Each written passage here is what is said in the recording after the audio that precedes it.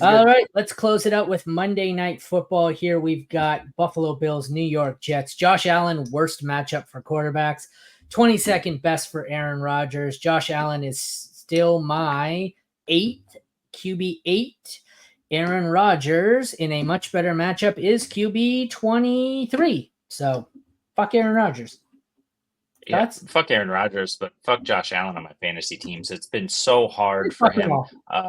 Listen, in 5 weeks, these are Josh Allen's QB finishes: 1-28, 1-28, 19.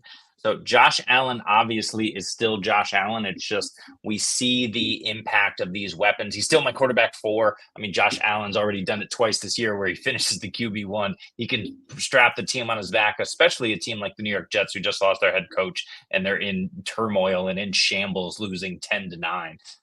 But we know they still have a good defense. So Allen needs to be downgraded a little bit, but you're still playing him. Rodgers, no. Yeah, the Jets decided to make Todd Downing the OC, and if anyone wants to remember what the Tennessee Titans look like from 2021 to 2022, that was the OC calling those plays where it was one of the highest rush rates, like neutral. It was just gross for fantasy. It's going to be gross for Aaron Rodgers. He's going to have to be super efficient. Yeah. He hasn't. So, yeah, he's like basically – he's just right above the Bo Nix. He's like a quarterback 22-ish. Josh Allen, he's just so good. I think he's just going to scramble more is what they're going to end up doing with him because James Cook's dealing with the toe injury. Like their skill position players are not doing very well, so it's just going to be entirely Josh Allen this week. So yeah, he's a top 8 option for me this week. I don't mind Josh Allen though. Thoughts on this one? What are you sending to buy low on Brees? I never believed in these. Like people send me these buy low offers on Brees, and I'm like, yeah, fuck yourself. Like taking these buy low, extreme buy lows. Brees and Bijan both have incredible matchups this week, but if people don't realize it, it's their chance to buy low. I'm going low. So I sent Tank Bigsby and Brooks in a redraft league, home league to, a buddy just to see if it'll happen. That's far too low. But, if people are fed up with these guys, go ahead, send a 2-for-1 deal, send a wide receiver in the T. Higgins range. That's kind of a good option as well with a plus on top. And maybe you can get one of these 2 backs for, especially this week in the future. Yeah, I don't mind sending Nico Collins over if I can get Brees. Like I get it. He's going to be a long injury, so like I would do something like that. Any one of those range, like Marvin Harrison Jr., send him over. I'll send those type of players over, even if you have to get a plus to get Brees Hall because he's that good of a player. He's just struggled. So yeah, I don't mind him at all. SC, if I own Brees and you send me T. Higgins or injured Nico Collins, you're getting blocked. Just saying. Selling Kincaid, you have to hold. If anything, buy low because you can't sell him. He has no value. Yeah, I mean, you can try like the Tucker Kraft. Like you can try flipping him for Tucker Kraft. Like that's probably your best bet if you want to get high in tight end production. But outside of that, yeah, I'm not sure I'd give away Tucker Kraft to get Dalton Kincaid. That's what I'm saying. But you're not getting like Laporta or Ferguson or any one of those guys, right? So it's kind of like it's that range. All right, you're holding and you're holding out hope. All right, running backs, 25th best matchup for the Bills, best matchup for the Jets. So I guess now's the buy low time, SC, as you were saying, if you can buy low, because he's about to go fucking postal. James Cook, Ray Davis, Breece Hall, Braylon Allen. James Cook, he's dealing with an injury, right? Yeah, it's turf toe. Turf toe? That's not fucking good. Not practicing Wednesday, turf toe. Bad news. I have him at 6, but that's going to change because of turf toe. Yeah. Breece Hall I have at 7. That's changing. Breece Hall I just moved up to 3. Breece Hall I just moved up to 3. What do you guys have? Yeah, I got Breece at 7. James Cook, I don't know. Braylon Allen needs to be moved completely up my rankings, especially with this. He's RB36. It's far too low. I'm going to put him in the low 20s. Let's say RB24 this week. He's just been getting the work. He's looking good, and you can run all over this Bills defense. The Jets are going to have to, especially because they're not going to be able to pass on him. So, yeah, Breece and Braylon Allen get a big boost this week. James Cook, that sucks. I don't know what the hell they're going to do. Ray Davis hasn't looked that great this year. Ty Johnson.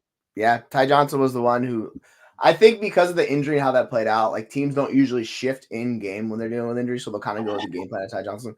I think they're going to involve Ray Davis more this week. I'm just expecting James Cook to be out. That's how I'm treating it. The turf toe, if you ever had turf toe, it is a bitch to deal with. It's really painful. So I'll have Ray Davis as like a top 24 option. He's more like running back 27. And then you could do Ty Johnson if you want to. On the flip side, This is the dream matchup for any running back. I have Breece Hall at RB1 because they give up the most receiving yards. They give up the most rushing yards. Like, you just play your running backs against them. Braylon Allen, he's a flex for me. He's like RB26. I think Braylon Allen just needs a touchdown, but I think Breece will get there just fine this week. You heard it here. Primo matchup for the Jets running back. Start Braylon Allen, starting running back. Wide receivers, 27th best matchup for the Bills, 28th best matchup for the Jets. Not great. Keon Coleman, Curtis Samuel, Khalil Shakir if he's healthy, Garrett Wilson, Alan Lazard, Mike Williams, maybe Devontae Adams. I think I have like Garrett Wilson maybe as a low end 2-3. I don't really want to play anyone else in this. I don't really want to play anyone in this. This is ugly. Yeah, it's Shakir if he's healthy. He's proven to be the wide receiver 1 on this team, the number 1 target on this team, especially with James Cook out. Khalil Shakir can absolutely eat underneath. He can be Wan'Dale Robinson in this game, 10 for like 38 and maybe a touchdown. On the other end, we've talked about it. Garrett Wilson, you're fading him. If you have to play him, and you probably do, fine. He's flex worthy, but he's got 3 horrific matchups in a row, starting with this one. After that, it gets way better. But yeah, buckle up. Garrett Wilson's season is not yet begun, even with a great week last week. Yeah, he's going to get hyper targeted in this game. I just think they're just going to keep forcing him the ball. So I have him as a top 12 option. It's similar to kind of like Mike Evans this week, where like it could go wrong, but like it's just everything's there. So it's like you have to say, yeah, like I don't know if I want to start a Bills wide receiver this week if Shakir does not go, just because it's been so up and down for them. I guess Keon Coleman because he's the rookie with the upside, but man, Curtis Samuel is just not doing anything for them. And he's kind of been just like, baited by Khalil Shakir. So we'll see on Shakir. You could do Lazard because he's likely going to get another touchdown, or Mike Williams if you want to, but those are wide receiver 40, wide receiver 45. It's just kind of it's not great in this game. It's not great. Yeah. Oh, I guess we're going to go on tight ends. Yeah. Well, no, but here's the thing, right? Is it doesn't matter between the passing game, whoever you're talking about. You have on one end, you have Josh Allen, who isn't able to get it to any of these mediocre playmakers, and on the other end, you have the Jets, who Aaron Rodgers isn't able to get it to any of these mediocre playmakers. But the problem is for the Jets here and Tyler Conklin or Garrett Wilson or whoever, yeah, you have the corners on the Bills, but you also have the literal ghost of DeMar Hamlin haunting the passing games of opponents. I mean, it's really rough out there for anyone who tries to throw against the Bills. They've proven it all season. Yeah. Sorry, guys. I tried to put it in the private chat that my kid's school called quickly. So nobody checked the private chat. And you I was like, on to the tight ends. Yeah. I was muted. So on to the tight ends here. Second worst matchup for Kincaid. So he might be an even lower buy low after this. 18th best matchup for Conklin. Having said that, tight end's so bad, I bet you I still have them in the top 15. I bet you I have Kincaid startable. Kincaid falls. Actually, Conklin's 10 for me. Kincaid is 9. So 9 and 10. That tells you how bad tight end is. Yep, 10 and 12 for me. So you're probably starting these guys, but lower your expectations. Yeah, I have them at 8 and 14. I don't feel great about either one of these options, but it's just a better matchup for Conklin. I get it with Kincaid. This is you gotta start showing something, buddy. Like make it happen. You're a good receiver. Make it work. So I think I had flashbacks there, Jeremy. You just quoted the priest at my wedding. You said you're probably starting her, but lower your expectations. Hey-oh. Sorry, I'll stop. No on there. Oh, sorry, I didn't mean to. Good. Wicks for Juju? No, I'm keeping Wicks. Well, they're on a bye. It's really hard. They're on a bye. Unless you're going to start Juju. The Chiefs. Oh, Juju's on a bye is what you mean. Yeah. I want Juju rest of season. I'll tell you that much. So if you're not starting Wicks this week, I'm fine doing the Juju thing. But if you're playing Wicks, just keep Wicks. That's how I would about it. I prefer Wicks rest of season, anyways. I think, but yeah, he's good. Juju for me. That is a wrap, guys. Check back. What's today? Wednesday, Thursday, Friday. What are we on? Thursday. Check back Thursday. Tomorrow night, SC has another edition of Devi Diamonds. Saturday morning, he has the game day show from 10:30 a.m. right until college kickoff.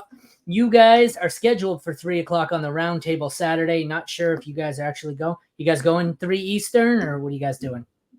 Maybe. TBD. Check back. And then we are We'll live. let you know. We're live from 11:30 till kickoff at 1 o'clock on Sunday for sit start. But if you can't get your questions in Sunday morning because there's too many of them, check out the Roundtable Saturday where there's nothing but time for trade questions, lineup advice, all the fun stuff. So we will see you this weekend. Enjoy. What is it tonight? Niners, Seahawks. Yes, Go Niners. I hate to see chickens. Like and subscribe. Like and subscribe. Have a good one, guys.